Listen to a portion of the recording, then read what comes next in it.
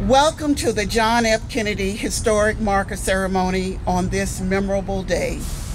50 years ago, here in Tampa, the 35th President of the United States, John Fitzgerald Kennedy, visited our city. It was a first for a sitting president. It was a momentous occasion on Monday, November 18, 1963, when President Kennedy visited Tampa. Thousands and thousands came out to see and greet him. Speaking as chairman of the Hillsborough County Historical Advisory Council, we are honored to approve and co-sponsor the marker. Many thanks go to Lynn Marvin Dingfelder for bringing the request to the council. We did not want to miss the occasion to recognize the president's visit. It is thus on this, the 50th anniversary of a solemn day in our nation's history, that we gather to commemorate President Kennedy's visit and the indelible mark he left on our history. Our thanks go out to all of you for joining us today. We will ask Lynn Marvin Dingfelder to come and tell us further about why we're here today.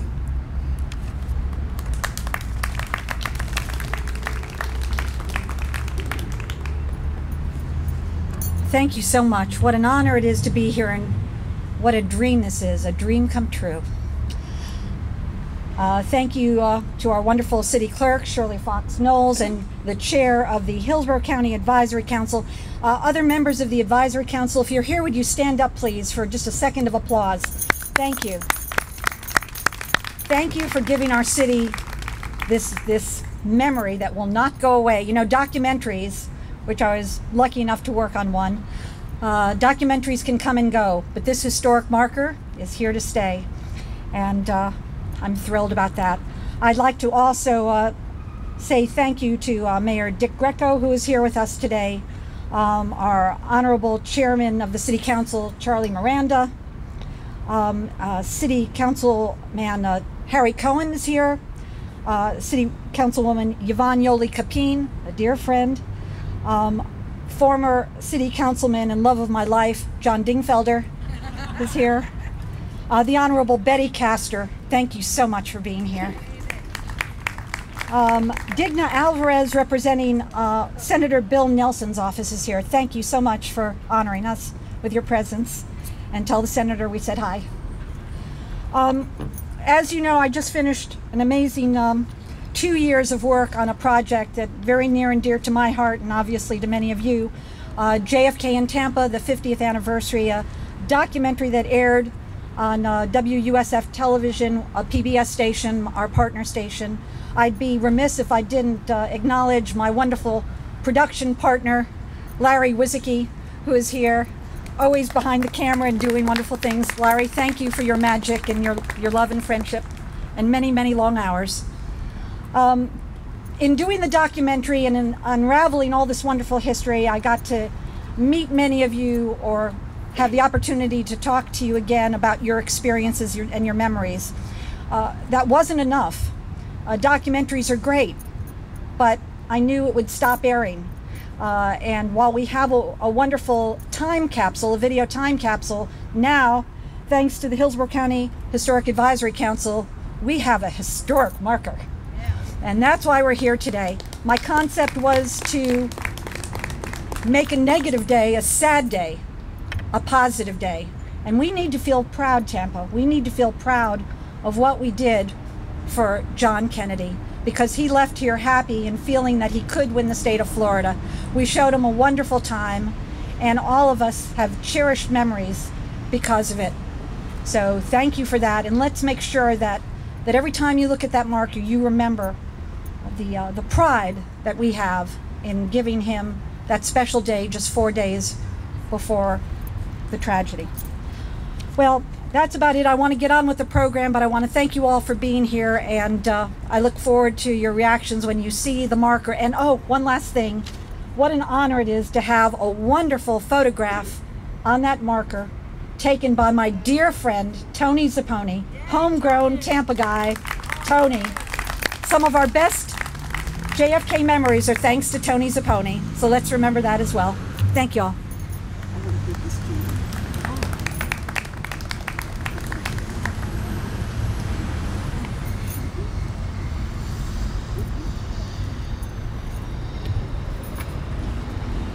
We will now have remarks by Charlie Miranda, Chair, City Council, District 6. He's representing our great city.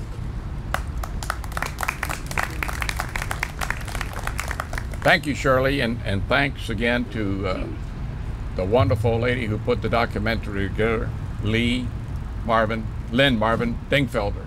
And I always knew that behind a great guy was a better woman. And it's a wonderful day here. 50 years ago, when you think of President Kennedy, you remember one thing. You remember where you were at the time of that horrific assassination. For myself, I was 23 years old 10 years ago, and I was on 4th Avenue and 21st Street, and I was driving a pickup truck for Frisco Printing. I was delivering some materials, and at that time the truck was not air conditioned, the windows were down, and I remember a lady in the second balcony of a big house saying, "They killed my president." Well, I didn't know if it was a president of the Rotary Club or president of any other thing that she belonged to. So she sounded hysterical, but I didn't know who it was. And when I got to where I was going, I walked in to make my delivery, and I saw individuals that had tears in their eyes. And I'm telling myself, what happened to them? And then they told me that President Kennedy, John F. Kennedy, had been assassinated. There are 4 things that I remember most in my life, and that has to be one of them. The other one is the Neil Armstrong going to the moon and coming back. That was significant in my life. The horrific 9/11, the assassination of Dr. Martin Luther King, and the assassination of John Fitzgerald Kennedy. When you realize that you lived through that, and you understand what kind of a human being he was different, he was charming, he was affectionate, and he was not a stuffed shirt. What did he give us in those short years as president? He gave us hope for those who had very little. He gave us a desire to be someone better, not only for yourself, but for your country. He united the country. The speech that he gave at American University 6 weeks prior to working with the Soviet Union and the first nuclear armed treaty agreement was very significant, because he spoke about what is peace and what is war. And he mentioned the horrific problems that we had in having the mentality of always wanting to go to war. Not us, the whole world. And that speech caught the ire, the intelligence of the Soviet Union, and therefore the first agreement was reached. Instead of going to war over the Cuban Missile Crisis, he sought out a different way to work it out against the advice of all that were around him. He stood alone, but he stood for you, he stood for me, he stood for a family. No president that I know of had the acceptance that he had, like he was one of our family members. Like when we turned the TV on and we saw him, which is the first one that used that media extensively and better than anyone else I ever met, was that he had that feeling that he was in your living room talking to you. It wasn't a TV set. And that was the kind of individual that led this country. The individual that during his second term would have had the admiration of the public even more, because the things that were passed in the next administration, Johnson, like civil rights and Medicare, were going to be done by the Kennedy administration. Unfortunately, it never had the chance to do it. So I welcome each and every one of you. I see a lot of youth here, and that's what we are all about the young people in this country understanding why we have all the rights that we have, why we have the freedom, why we have the rewards, and yes, sometimes we don't reach our goal, but we still have that opportunity. He inspired me to maybe even seek office without me even knowing it. He gave me inspiration that where I was at, I could do better. I finished college when I was 37, and maybe at 23, that inspiration without me knowing it was given to me by John Fitzgerald Kennedy. That marker would be significant, not only for this area, but for all who come here. And I thank each and every one of you. I thank my colleagues on the council, Yoli Kaping and Harry Cohn. I work very diligently with them. They're great people, and they're wonderful, wonderful to be around. Thank you so much for inviting me. I appreciate it very much, and God bless each and every one of you.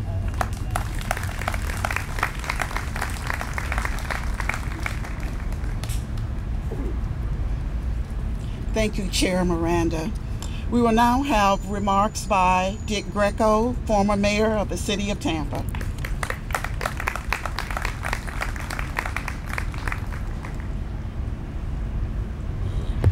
Thank you very much for the opportunity of saying something today on this occasion. Lynn, thank you for everything you've done. You've worked so hard over the last year to put this together. You really have. And John, you'll have your wife back soon. I think you started with an appropriate song, God Bless America. Land that I love, stand beside her and guide her through the night with a light from above. From the mountains to the prairies, to the ocean white with foam. God bless America, my home, sweet home. How many know who wrote that? Hardly no one. Irving Berlin, who wrote Easter Parade and many other songs. And guess what? When you look at his life, what do you see? An immigrant that came from another country where they were killing people of his kind to America. Started selling newspapers on the Bowery when he was 8 years old to help his mother. And he started writing songs.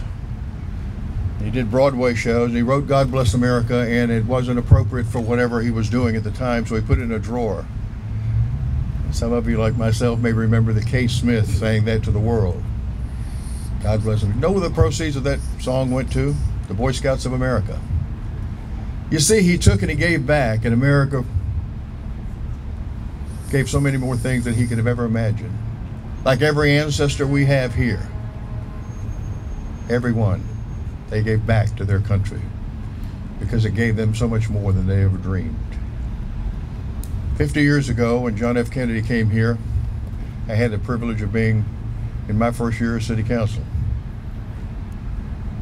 I'd never seen a president in person. I got to see him at the International Inn in a room full of people. He walked in and the guy looked like he was in Technicolor. Everybody stood up, everybody was clapping, everybody was so happy to see the President of the United States. Charlie, I was at my mother and dad's hardware store when I heard the news. I couldn't believe it. I couldn't believe it. Everyone was crying. You know what? I never heard one derogatory word, or he's a Republican, he's a Democrat. Nobody gave a damn. He was the President of the United States, and he commanded respect. A fine man with a fine family that everybody could relate to. We've come a long, long way in 50 years. Not all of it's been great, gang. There was a time we hugged each other, kissed each other. When we cried when something like this happened, we didn't get on the phone and say something with your thumbs. It was different. John Kennedy was a great man, unquestionably. Politics today is not what it was 50 years ago. Everybody's arguing with each other. And somehow they've forgotten what this man knew. We're all in the same boat. Black, white, rich, poor, gay, whatever. If it sinks, everybody dies. And God has blessed America with people like Kennedy, like Irving Berlin, and many today. They took and they gave back. And that's as important today, or more important than ever, if we are to preserve what this man stood for. I want to say this. When we drive by this monument, glance up every once in a while and remember what he said. Ask what you can do for your country. All of our forefathers did what they could. They gave what little they had, or themselves, whatever, belonged to civic clubs, got involved, voted. Amazing. I first ran for mayor 3 years after that. Just to give you an example of what we're not doing, gang, 60,000 people voted in that race. How many do you think voted 2 years ago? 42,000. A bunch more people in Tampa, aren't they? That's typical. One of our local colleges, 1,300 to 1,400 registered voters. 5 voted for governor. That's not asking what you can do for your country. That's ignoring what needs to be done for your country. Ladies and gentlemen, God bless America. God bless John F. Kennedy. Let that be an inspiration for all of us to ask as we drive by here and we think and pray about this day, that we need to do what we can to give back to the United States of America. Thankful for all the people that are here. Most of you are givers. Train our children to do that, so that we can do the best we can with our lives, like he did and like so many of you. God bless you and thank you for this day.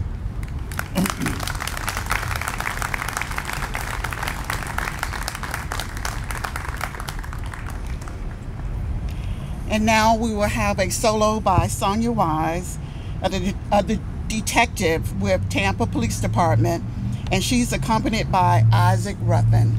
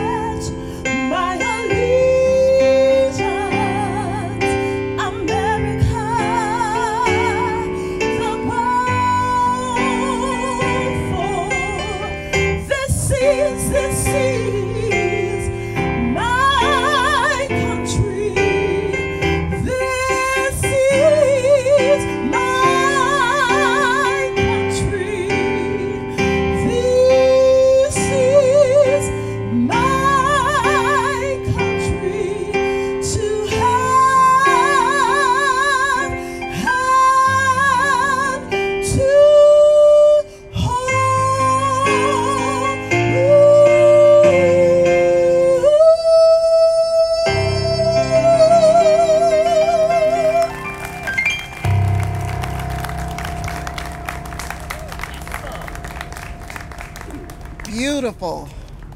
Thank you, Sonia Wise and Isaac Ruffin. This is my country. We will now have Memories of President John F. Kennedy in Tampa by Tony Saponi. Also wanted to note that the pictures on your program are all done by Mr. Saponi.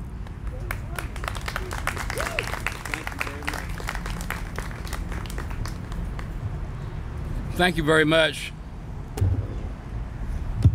I almost didn't get here on time. I hadn't been in town in a long time. The last time I was here, there were parking meters. And so I found this little pole with a round thing on it, and I couldn't find where to put the money in. I found an 800 number, and I spent 45 minutes fighting with a computer that my tag number started with a V and not a C. Anyway, I'll get a ticket and that'll be fine. Thank all of you for coming. This is a really special day for me. And first of all, one of the best documentaries I've ever seen in my life was done by Len Marvin Dingfelder. I don't know if is it gonna be on anymore? If you watch Channel 16 24 hours a day, it's likely to turn up again. But it's a great one, and I think it's going to be on sale in the coming weeks and months, and it's really something, especially for people who like to know more about Tampa. Really, really great. And so many of my great longtime friends are here. Arch Deal. I covered Mayor Greco when I was a reporter. I think I was 5 years old when I covered his first term as mayor. And I have to tell you, we had a great time. The city budget was a couple of $100, I think, back then. But we did really well. We did great. The visit by President Kennedy was probably the highlight of my life, and one that I've lived over in my mind every day, in part, for 50 years. He was a big hero of mine, like he was of so many people. I used to run home every day. Not every day, every Wednesday. He had a press conference from Washington from 3:30 to 4, so I made sure I behaved in class that day so I wouldn't get detention, and ran home so I could watch him. I didn't understand what he was talking about. I didn't understand the issues, but I just loved hearing him talk, seeing him speak, and then at the end some daffy reporter would ask a goofy question and he would give a daffy goofy answer, and it was funny. I didn't quite know what it meant, but it was funny. So when he came to Tampa, it was like this man who I had admired so much for so long was actually coming to see me. It was a personal thing. And I remember at MacDill Air Force Base when he came off the plane, it just was more than I had ever expected. It was just really grand. I covered him the whole day in a prearranged fashion, but the highlight of the whole thing was the motorcade through downtown Tampa. I didn't know what to expect. I had never ever seen a presidential motorcade. I'd seen others, but not a presidential one. And I remember getting down, somebody's singing here somewhere. That's all right. I remember being down here about 2 blocks at Polk Street. I had a telephoto lens, and I had to take the pictures of him as he went through twigs because the buildings on either side were blocking the sun. So I got a telephoto, and I waited there, and everybody was lining the streets, and everybody was really, really excited. I mean, this was the chance to see the president. And suddenly I heard the sirens, and I knew he was coming. I got ready, got focused in the middle of the intersection, and when he got to twigs, I snapped. And this is the picture on the cover of your programs that I got. Thank you very much. And my love and best wishes to all those people who have stolen it and used it without my permission. And then Lynn definitely had permission. Subject to. Now, once he came through that intersection, I dropped the 35 millimeter and picked up a regular camera to get him a second time. I was 16 years old. The Tribune didn't have enough photographers, so they asked me to shoot the motorcade. And I think back now, that was pretty goofy to ask a kid to take such an important picture, but I guess they trusted me, or they just really didn't have enough photographers. But the second picture I took, he was looking the other way, and he was sitting down. It wasn't for 40 some years that I realized about half to 3/4 of the time in the motorcade, he was sitting down in the vehicle. I have a lot of pictures that other photographers took along the way of him sitting in the car.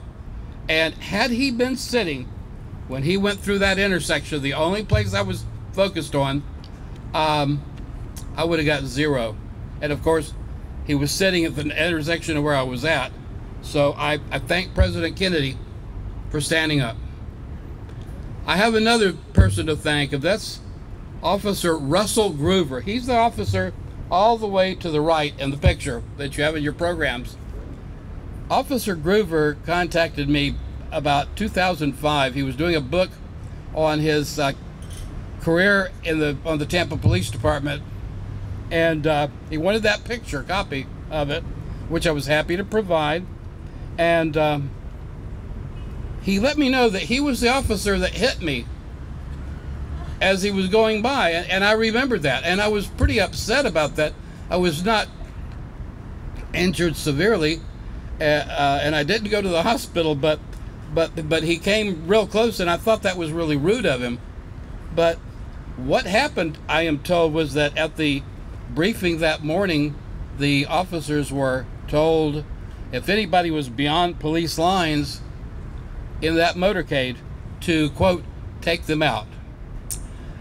When he saw me, and I figured out his age going back from what he is now, he was about 26 years old then, but he had some wisdom. He saw who I was. He saw that I hung around the police station and was known around Tampa, and he said, well, I'm just going to teach the kid a lesson, and he did. But I am very grateful to Officer Groover for sparing my life that day. And I did not know that press passes don't always allow you to go beyond the line, although I would have told him I knew Dick Greco, and that would have taken care of it. Anyway, that experience was just an incredible experience. It just took a few minutes. I thought the motorcade was going to go by slowly so we could get a really good look at the president. We got enough of a look, but it was fast. I mean, it was coming 30, 35 miles an hour. And there were the Secret Service agents riding on the back. And from there he went to the armory, and I took off for the armory and got him there. I'm just really, really grateful for having had the opportunity of being with him and spending that day with him 4 days before he was assassinated. The Monday of his funeral, it was just so hard to believe that just 4 days, or exactly a week to the minute before that, I had shaken his hand at MacDill Air Force Base. He was a great president, and I'm especially sorry for the young people back there who may never understand or see a president like we had in Kennedy. He was unlike no other, and I'm also deeply honored that one of my pictures is going to be preserved on the historical marker, and I thank Lynn for arranging that. Thank all of you for coming. And incidentally, I want to tell you, the last time I was in downtown Tampa, I was taking pictures of them tearing down the building that was here. And not too many years before that, the empty lot over there, as a school safety patrol, we used to gather there one Saturday a month and march down Franklin to see a free movie. Please don't do that anymore because the movies are too expensive, but downtown Tampa has changed a lot. Have a great day, and thank you so much. Thank you. Thank you so much. I'm sorry I went over. It's okay. Thank you. Thank you for these great photos. Really appreciate that. And now we'll ask Fred Hearns, president of the R.W. Saunders Library Foundation, Incorporated, to come and provide his memories of President Kennedy.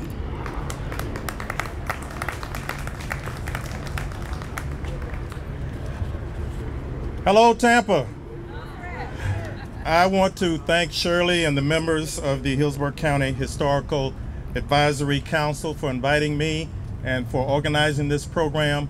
And if you're not real familiar with the work they do, they get probably dozens of requests every year for these historic markers all over the city as well as the county. And of course, they can't honor all those requests. I wasn't in the room when the vote was taken for this one, but I'm pretty sure this was a unanimous vote. How many people here remember where you were 50 years ago today? No doubt everyone who was alive 50 years ago remembers where they were. And as many people have said, it's something that will never ever leave us. You probably know that at the entrance to the University of Tampa at Kennedy Boulevard and Hyde Park Avenue, there is a life-size statue of President John Fitzgerald Kennedy. It was dedicated on May 30th, 1966. I was a senior in high school at that time, playing in the band at Middleton High School. And our band was invited to attend that ceremony and play at that dedication. And ever since that day, whenever I pass that corner, I look over at President Kennedy. I had the pleasure of working for over 32 years for the city of Tampa. I worked for 5 mayors, including Mayor Greco. A lot of great memories, a lot of great mayors. A lot of good things, as Tony has suggested, have happened here in Tampa. I think that tribute to President John Fitzgerald Kennedy is among the finest you will find anywhere outside of Washington, D.C. I passed it a few days ago and I noticed someone had placed 3 red roses next to his likeness. And I got a little closer and there are 6 quotations at the base of that statue that give you a good idea as to who John Fitzgerald Kennedy was and what he meant to the world, not just to America, but to the world. We're all familiar with the familiar quote, "Ask not what your country can do for you, ask what you can do for your country." But the first quotation on that wall is one that I'd really never heard before. But as I read it and I thought back, my God, he said this over 50 years ago. And it's as relevant today as it was then. Let me read it to you. "If a free society cannot help the many who are poor, it cannot save the few who are rich." Doesn't that sound like John Fitzgerald Kennedy? And we need more of that attitude today, I believe. It directly impacted so many people, what he stood for, and I'll just give you a quick example before I take my seat. Here in the city of Tampa, as you all know, Tampa in 1962 and 63, just like the rest of the South, was segregated. Those of us who were in the African American community felt like for the first time since Roosevelt and Eleanor Roosevelt in the White House that we had a real friend in Washington, D.C.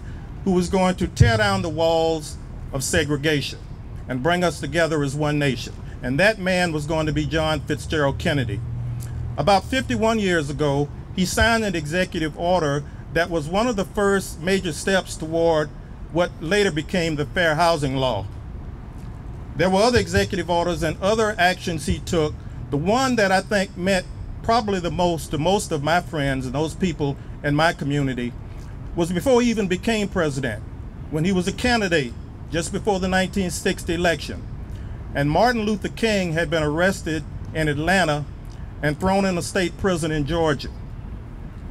President Kennedy made the decision, and I'm sure it cost him a lot of support in the election, to place a call to Mrs. King and extend his help in any way that he could possibly extend it.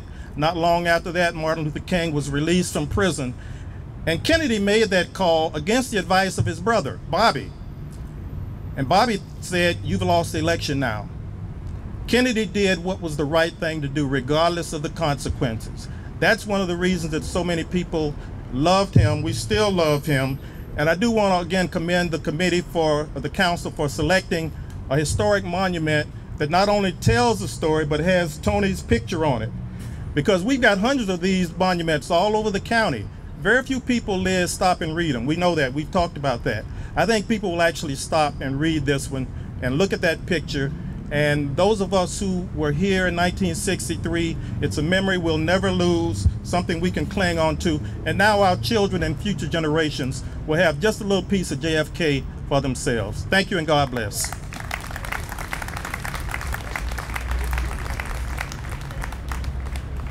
Thank you, Fred, for those great comments. And now we'll have the reading of the marker by Dr. Bob Kirstein. He's going to provide some remarks and read the marker.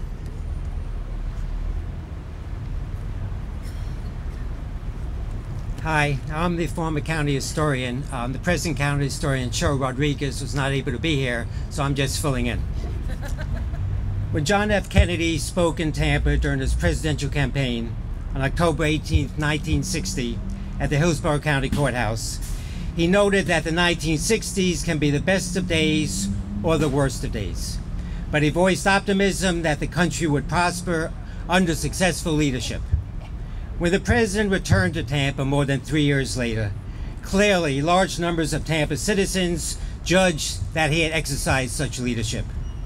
The Tribune noted that Kennedy received a rousing welcome. And a column in the New York Times reported that Kennedy got a far more friendly welcome in Florida than most observers expected. Lynn's wonderful film about JFK's visit to Tampa included several citizens remembering Kennedy's famous phrase from his inaugural address: "It's not what your country can do for you, but what you can do for your country." And many recall being inspired to public service by that call.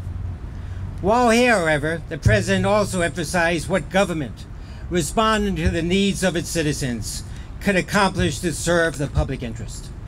In speaking to the Florida Chamber of Commerce, Kennedy asserted that his administration was neither pro-business nor anti-business, but pro the public interest. And in his speech to the International Steelworkers Union, he gave examples of public policy that served the public interest. He praised Social Security, federal insurance of bank deposits, and government protection of the rights of workers to organize. President Kennedy also urged that Congress take action on a plan to provide medical care for the elderly population, to guarantee them a reasonable level of security in retirement, a program that would pass under the Johnson administration and be known as Medicare. Kennedy defended his civil rights record, emphasizing that African Americans were entitled to be treated as I would like to be treated and you would like to be treated. President Kennedy was assassinated 50 years ago today, and the nation collectively felt a sense of deep loss. Tampa has honored President Kennedy by renaming one of its major thoroughfares. As Fred said, on the grounds of the University of Tampa, we have a statue of President Kennedy with words from some of his most memorable speeches. And now we are proud to add this marker. I will read its words. On November 18th, 1963, John Fitzgerald Kennedy, the 35th President of the United States, arrived in Tampa. The President's day-long visit thrilled the thousands of people who lined his 28-mile motorcade route. He arrived at MacDill Air Force Base, home of the U.S. Strike Command, and was greeted by U.S. Representative Sam Gibbons, U.S. Senator George Smathers, and Tampa Mayor Nick Nucio. At Al Lopez Stadium, President Kennedy spoke about U.S.-Cuban relations at an occasion commemorating the 50th anniversary of Tony Jannus's airboat line flight from St. Petersburg to Tampa.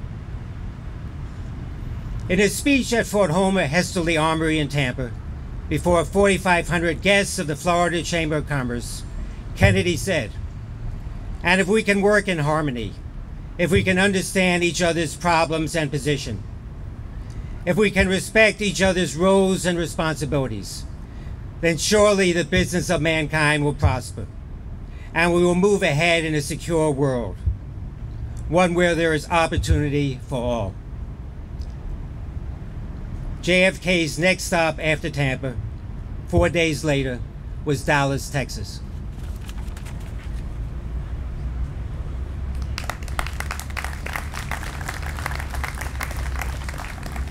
Thank you, Dr. Bob. And now we will have closing remarks by Lynn Marvin Dingfelder, followed by a selection by David Fredericks and Artie Brickmeyer of the Bourbon City Jazz Band.